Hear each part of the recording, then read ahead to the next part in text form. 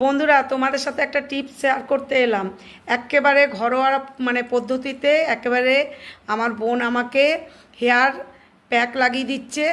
আর ও প্যাকটা কিভাবে তৈরি করেছে আমি তো জানি না, ওর মুখ থেকেই একটু শুনে নাও। তো বল।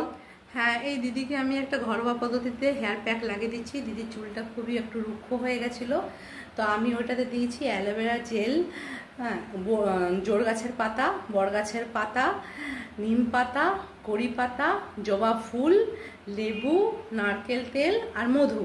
এটা দিয়ে পুরোটাই আমি প্যাক করে হালকা লাগিয়ে, হালকা হাতে ম্যাসাজ করে এটা লাগিয়ে রেখে দেবো 1 ঘন্টা। তাতে চুলটা খুবই ভালো হবে, সফট হবে। সফট হবে, কারণ আমার চুলটা খুব রুক্ষ হয়ে গেছিল। তো যাই হোক, তোমরাও অবশ্যই একবার ট্রাই করবে। এটা একটা থেরাপিরও কাজ করে, এই যে আমি এটা থেরাপি দিচ্ছি, হালকা হাতে ম্যাসাজ করে এরকম এরকম করে আপনারা থেরাপি দেবেন। তো টিপসটা কেমন লাগলো অবশ্যই কমেন্ট করে বলবে। তো চলো, সবাইকে টাটা।